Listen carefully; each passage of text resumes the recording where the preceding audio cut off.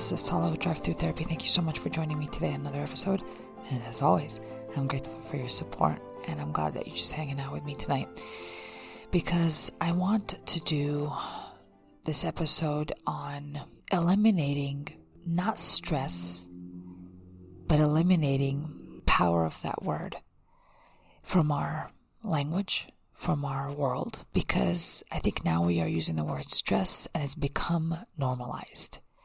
We're using it in a way where it's glorified now. We consistently talk about how we're stressed at work, we're stressed at school, we're stressed at everything, stress. And because we use this word quite often and we believe in it, it manifests physically. We are not strangers to the concept of stress is the number one cause of heart attacks, diseases. Oh yeah, it will manifest through our body, this level of stress. And it has become normal. People don't think, oh God, it's stress, I need to do something about it. No, they just like, let me ride it out. Let me just keep complaining about the fact that I'm stressed. I don't see much coping when it comes to what do we do once we're stressed to alleviate the stress or take responsibility for what we're looking at. I think it's more about talking it to death. We're not really solving a problem at this point. We're just talking it the hell to death. So it's becoming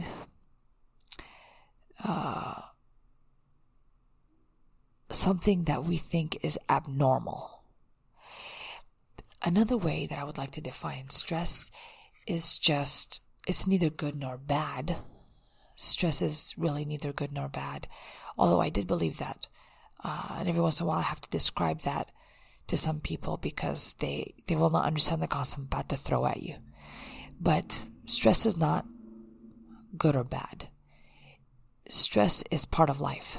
And stress just means fluctuations in our life.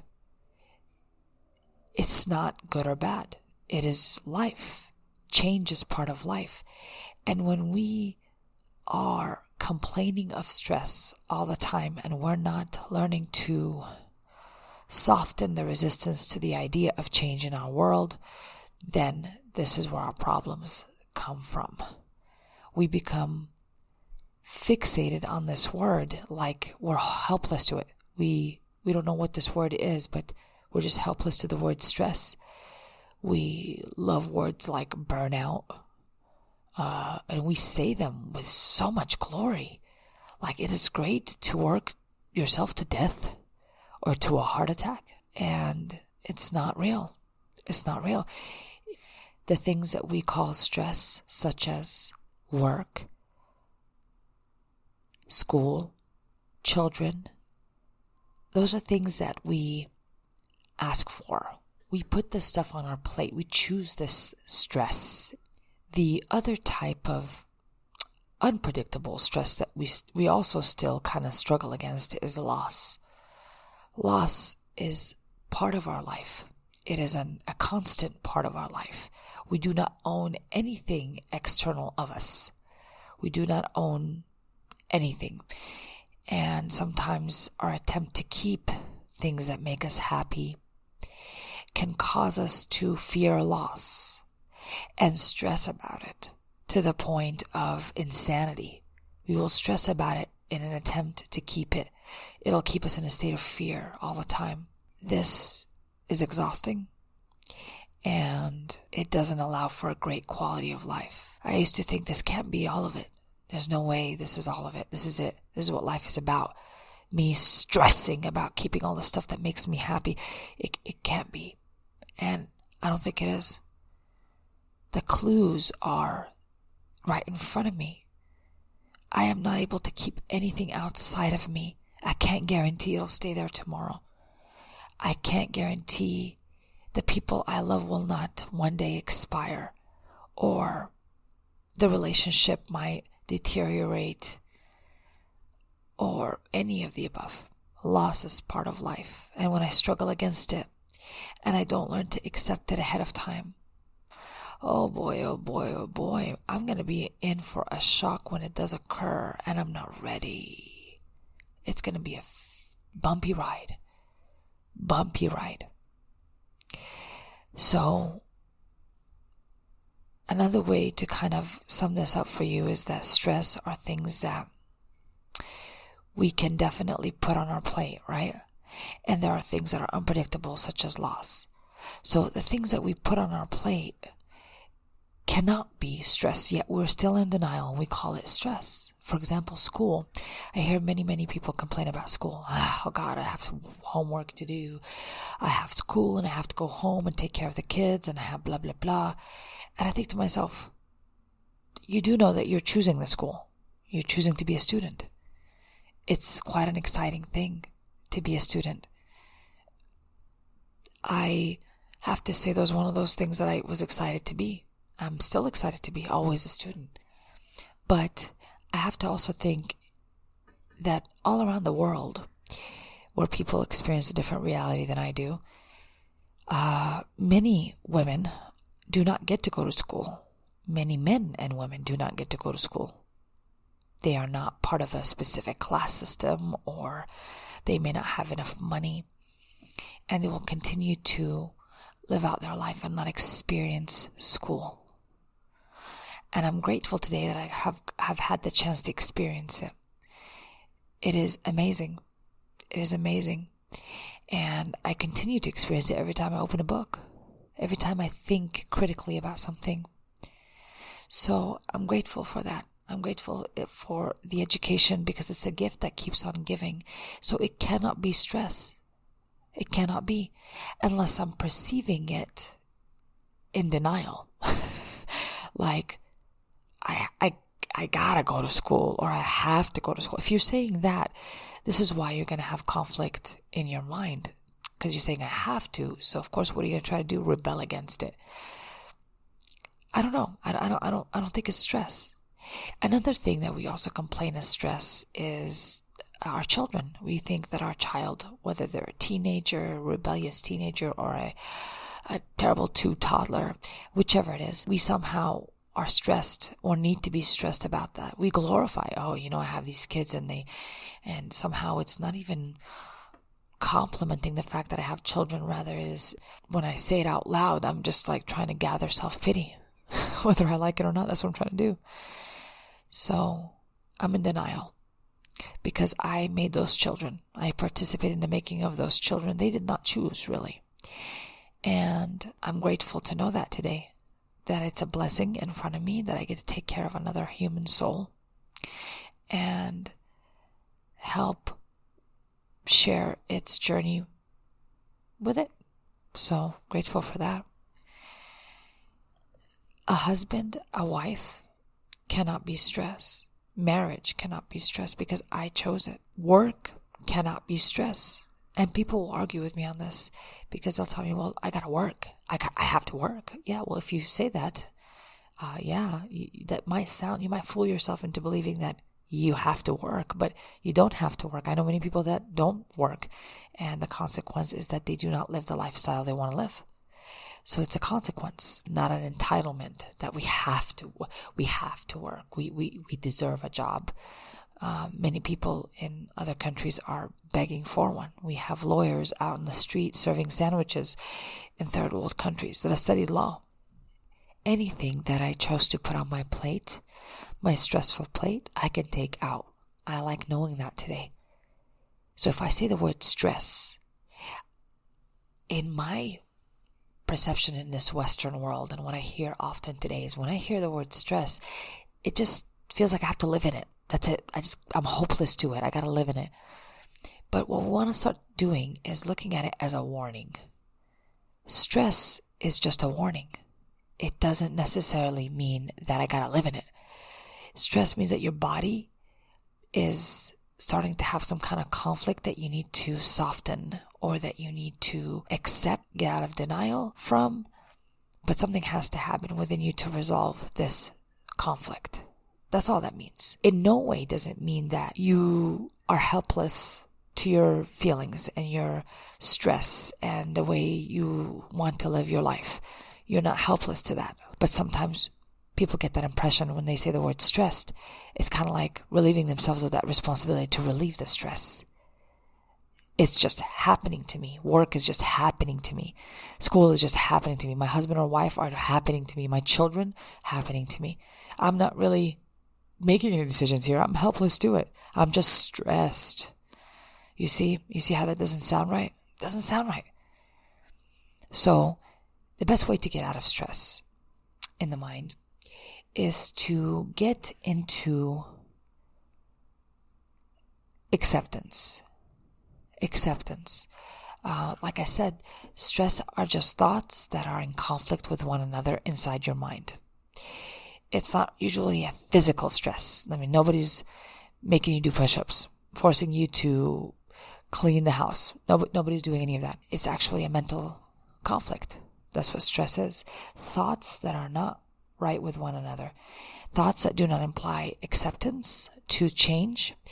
And we found out that people that are more resilient are able to accept change a lot quicker than people that are not able to bounce back well, or that end up acquiring, depressive symptoms, anxiety symptoms. Those are difficult. Those are the ways that difficulty with emotional regulation manifests itself in our bodies as these types of disorders. So to prevent them or to even help resolve them, we have to be able to accept our view of the world and understand where we're at now and accept the responsibility to change it. I hope that makes sense. We accept what we're looking at. We accept what we're looking at and accept that it's part of life, and we have the responsibility to change our own perception to help soften what we're looking at. So for example, in the case of loss, if I had a boyfriend that I broke up with, I can't really hold on to that and say, I can't believe he left me. Why did he leave me? I'm asking these really silly questions I'll never know answers to. May never get resolution to, but it keeps me in denial.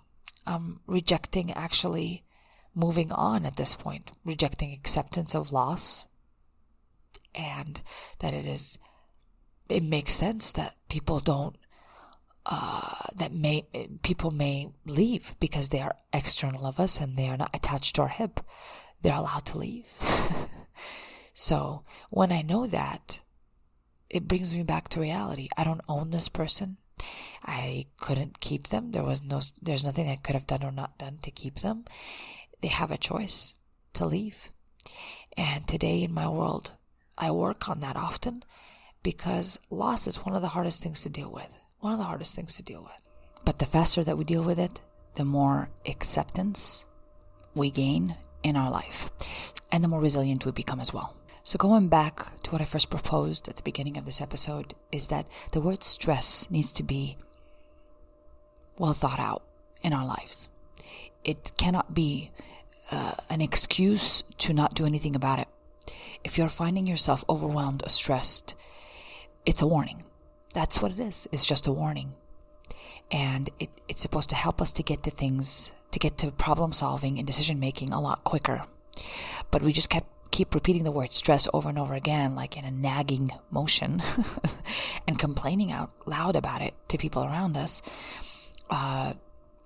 making it real somehow, because when we say it out loud, another person will gently and kindly agree with us, right?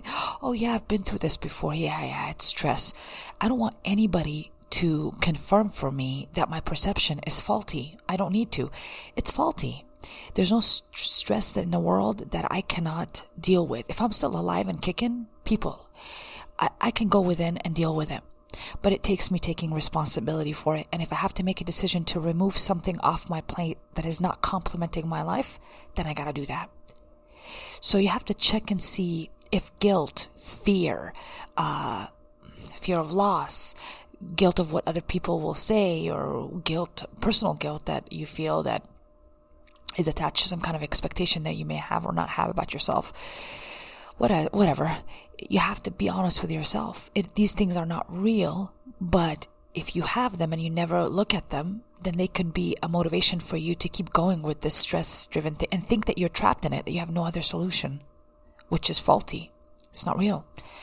faulty thinking. So we have to train our perception to filter the world, to see that things are not always going wrong. That's what stress means. That's what people that are stressed do. They are trained, and they have been trained and conditioned their brain to see the world in a way that it's lacking something, that I'm lacking something. And this is what we call poverty in thinking. It's an impoverished way to look at our world, that we are lacking somehow. And this doesn't start overnight. This actually starts, I think, from an early age. We hear our parents complain about their world, solve their problems out loud. We end up inheriting this reality to some extent, and we continue on if we never challenge it. We'll just continue on it in a cyclical manner, and it'll be passed down to our children. They'll be anxious too. They'll be worried too, and stressful too, because they've learned what it sounds like on the outside, and that seems to be realistic to them. But the opposite is true as well. If we teach our children that there are always exit plans, that we cannot own anything around us, but that we get to enjoy it and be grateful for it right now, children will learn that too. It's very interesting. They will. It is a concept that I think is going to help us out quite a bit when we start altering the perception that something is missing. Also, stress could be the perception that we somehow are not getting what we want, and that's not good. It's an extreme thought process, but think about it. We throw an emotional tantrum and we become overwhelmed because we don't have it the way we want it. It is pretty common of us, for example, at work. If my boss has a certain personality type, I will throw a tantrum and I will stay in this stressed state because I do not have my boss the way I want to have my boss. I do not have my workplace the way I want to have my workplace. I've known people that will throw a fit because their office is not big enough, doesn't have a window, doesn't have a blah blah, whatever.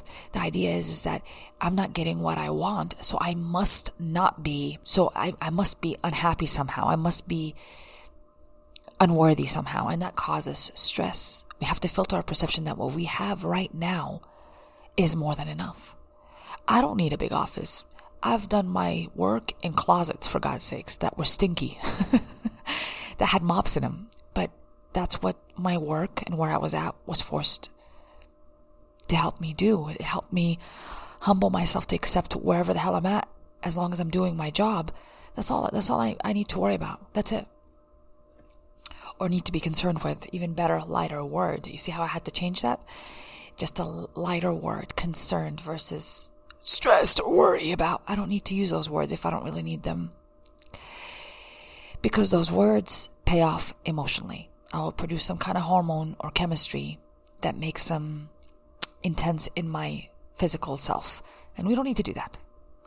So be aware of that. Be aware of that situation there, that we have an expectation of what we want, and when we don't get it, we become stressed. It is like my 2-year-old throwing a tantrum. I've been there, friends. I've been there. On both sides, having the toddler and being the toddler. So one can relate. It's a matter of perception. So a stressful mind is just that. It's a trained mind for stress. But also a quiet mind, a peaceful mind, is trained as well. So we can practice that. And if you have any questions about what that seems to be like, just go on to my past episodes, one that I did on meditation just recently, and then there was one that I did a while back that should be on the list of episodes. It's called Quieting the Noisy Brain. That's also another piece of content to help you on this peaceful mind seeking business. But it's a trained thing. You're not born with the ability to quiet a mind. You have to train it to do that. But unfortunately, when we grow up in a house where they're trained to be stressful, stress was very normal and expected and glorified, then, and also used as excuses to act out. Like, I'm stressed, that's why I'm yelling. Okay, yeah, that must be that's a good reason. Or I'm stressed, that's why I drink. All those reasons are a way that our brain has been trained, and so we have to retrain it that it's not normal to be stressed, and stress is just a warning, like I said before. Okay, one of the things I want to help you with in your relief of a stressful mind that I want to propose, and I think is far-fetched, but I think you're just bear with me, okay? Bear with me. You really like this. If you can train your brain to do this, you're going to be a lot happier. You're going to be a lot less stressed. So what I want to have you look at is what we call the positive and negative filter in our brain. A lot of the times people in session will tell me, well, I tried to be positive. I tried to be positive. I'm like, we don't try to do anything like that. We just do it. We don't want to use the word try. Try is like I said before, it's like it almost gives you no credit of anything. It's like, I tried. So the implication is that, but it wasn't successful. So stop saying I tried. Just say I did. And when I didn't do it, I didn't do it. When I didn't remember, I didn't remember. And that's okay. Nobody's keeping score. I don't think you need to keep score, because I need you to be able to move forward, and keeping score on yourself is just a form of self-shaming that, like I said before, it keeps you stuck emotionally and stagnant. So let's remove the positive and negative filter. I've heard people say that they glorify the negative filter in themselves. They say, well, I'm not negative, I'm just realistic. And I've heard this so many times, and it is actually not real. I live in a first world country, and I have every simple luxury here with me. I have cold milk in my fridge. I have gas in my vehicle. Hell, I have a vehicle to drive around. I have air conditioning in my house. I am so grateful, because if I want hot water in my shower, guess what? Don't gotta go walk I don't know how many miles to go get water, come back, boil it so I can clean it, and then use it for a bath, which I have to share with other people. No, I just go to my bathroom, get all my little luxury items that I wash myself with, and go ahead and turn on the faucet, okay? So I'm grateful for that. I don't want to ever take that for granted, because at one point in my life I did. I felt like I was lacking something, and I couldn't see what was right in front of me. And all those things, those little things that people say, I need to be grateful for the little things. Listen, people, that's all we live every day. And if you can't see that, you're missing out. Your filter has just become all about the stress and negative, and it isn't real. In my world, and I think in many people's worlds, especially that I've been treating, more things go right in their life than wrong. I mean, people are sitting in front of me, and they have insurance to get medication, to get treatment. They have vaccinations. They have had their food and in their fridge, and they are stressed because their coworkers at the job are gossiping about them, or they perceive that they're gossiping about them, or whatever the reason is. That's what their whole fixation is on.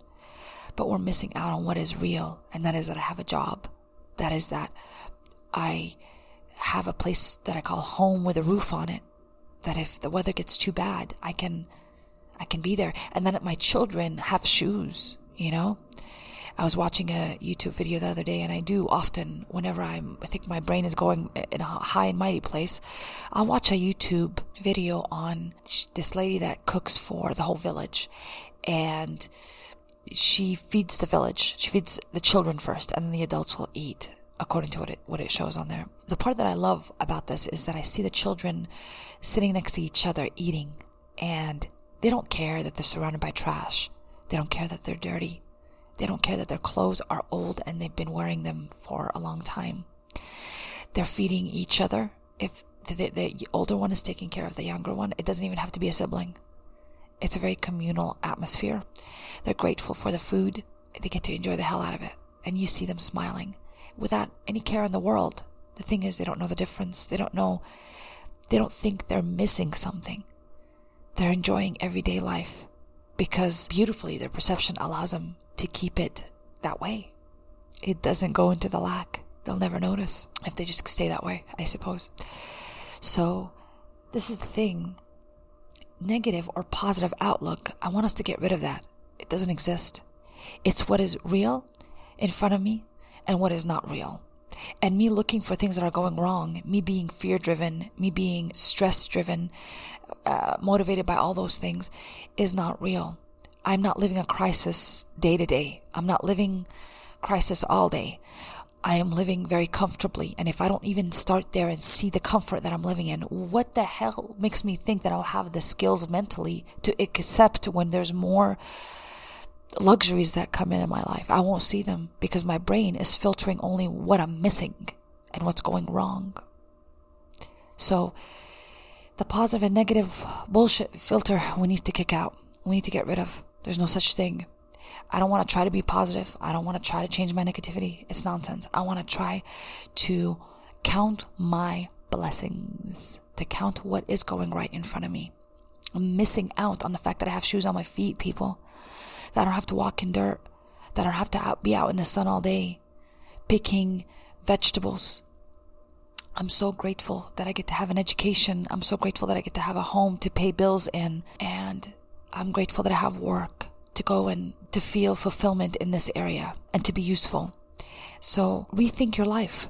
Change that filter for life, people, and you're never going to think that you're missing anything. And the second you feel stressed, you'll go within to change it up. You're responsible for it from here on out. It's just a warning. It tells you that you're not counting your blessing.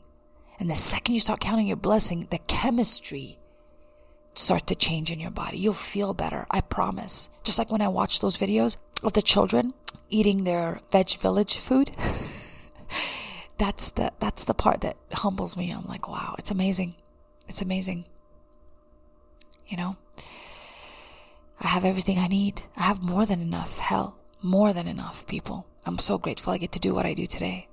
So it trims down what I think is so important in my life and what I'm not getting, which is causing me stress. And I think that's real. What the like, that's not real. That's not real, people. That's not real. Let's recheck. Let's go back and recondition our filter. Don't just label three things that you're grateful for all day long. No, I need you to be grateful all damn day. All day I want you to be like, yeah, look, I have gas in my car. Woohoo, I have money in my bank account. Woohoo, not I don't have enough money, or oh God, I have a flat tire. Psh, I get to have a car. To have a flat tire, that's wonderful. I have a car, people. It's wonderful. There were times where my car had no windows and it was snowing out there. It had no heater. So I'm grateful that I get to have one today. And my seats actually warm up. I don't have a fancy car. I have a practical car. And even in my practical vehicle, I have a little warm-up seat thing, which is the coolest thing ever. So grateful for that. I don't want to ever take those things for granted. My filter today is so intentional that I get to see everything that's right in front of me. I'm not looking for what's missing, people. I look for what's real. And what's real is everything right in front of me. I'm still alive. My child still has great health. I'm grateful for that. And I keep it to where I don't own anything outside of me. I don't own the outcome outside of me. I don't own anything outside of me. I just need to have the courage to deal with my own stress, to face my own negative thought patterns, my own nonsense that I keep on the inside, and make it realistic. Not positive, but realistic. Okay? All right. I hope this was helpful today, and it's definitely a refresher for me. I'm not an image of perfection. The reason why I can tell you all this is because I do it and I work on myself all day long. And I also, all day long, checking myself and where I'm at when I'm with people. I don't go into the realities when they tell me how bad things are. Because if I believe that they have no way out, I couldn't do my job. So I have to look at them with potential. I have to look at them and they put the stress on there and they can take it the hell out. It's a matter of internal perception and changing our own internal filter. That's what we're going to do. Let's elevate our lives. Let's do it. Let's live the rest of our lives without saying the word stress. Let's have other names for it, like bumps on the road or, I don't know, whatever. But things that we can get over quickly. Thank you so much for joining me. Thank you guys so much for your patience with me. This has been an episode of Drive-thru.